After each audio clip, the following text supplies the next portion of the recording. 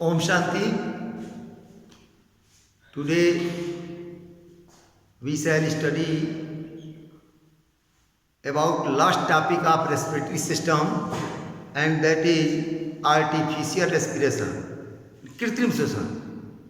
कृत्रिम श्वसन क्या चीज़ है और कब ये आवश्यक होता है? जैसे मान लीजिए जब श्वसन प्रक्रिया या तो पानी में डूबने से या कार्बन डाइऑक्साइड के विषाक्त प्रभाव से या अन्य किसी कारण से फेल्योर हो जाती है, उस समय कृत्रिम श्वसन की आवश्यकता होती है.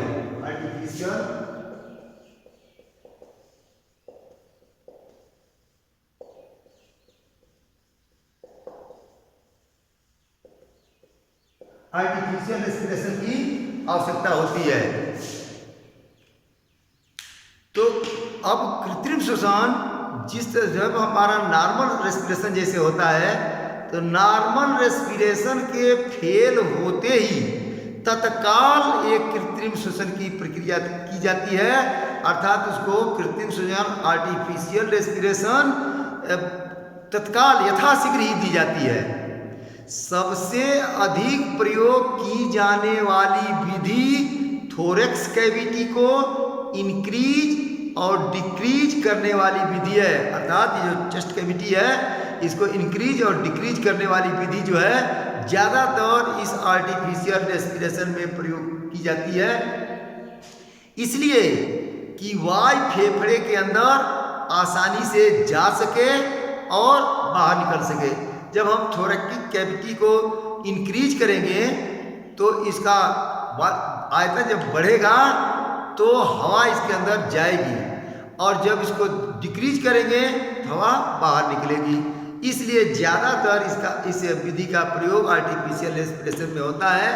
अब कृत्रिम श्वसन की कुछ विधियां हैं, आर्टिफिशियल रेस्पिरेशन की कुछ विधियां हैं जिसके बारे में चर्चा की जा रही है.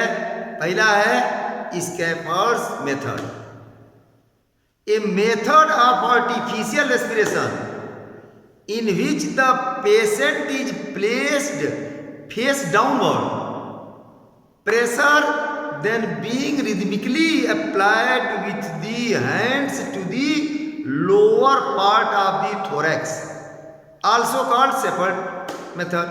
अर्थात शेफर्ड मेथड उस विधि को कहते हैं जिस कृत्रिम श्वसन की वह विधि है जिसमें पेशेंट का चेहरा नीचे कर लिटा दिया जाता है और थोरेक्स के निचले भाग पर हाथ से रिदमिकली प्रेशर देते हैं. इसी विधि को स्कैफोल्ड मेथड कहते हैं. दूसरी विधि है जो इसी के समान होती है, होल्जर-नेल्सन method. In this method, the operator kneels at the head of the prone victim, compress the chest manually by pressure on the back, and then pulls up the elbow, thereby expanding of the lungs. This method is known as Holzer-Nelson method. अर्थात इस विधि में घुटने के बल होकर operator घुटने के बल हो जाता है और पेट के बल लेटे हुए पीड़ित को उस घुटने पर रख लेता है और हाथ द्वारा पीठ पर प्रेशर देकर वक्ष को दबाता है. तब उसके दोनों कुहनी को, दोनों इल्बो को ऊपर की ओर खींचता है.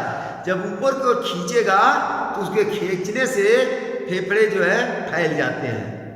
जब फेफड़े फैलेंगे तो बट नेचुरल है, हवा अंदर की ओर जाएगी, और इसी प्रक्रिया को बार बार करने से उसका आर्टिफिशियल रेस्पिरेशन के क्रम में वो नॉर्मल धीरे धीरे हो जाता है. तो इस विधि को हम होल्जर-नेल्सन मेथड कहते हैं. तीसरी विधि है टू इजी, बहुत आसान विधि है, जिसे कहते हैं mouth to mouth method. It involves blowing air into the lung through mouth. अर्थात इस विधि में मुंह के द्वारा फूंक कर फेफड़े में हवा पहुंचाई जाती है। ये बहुत आसान विधि है। चौथी है rocking method. In this method and it is useful only in children.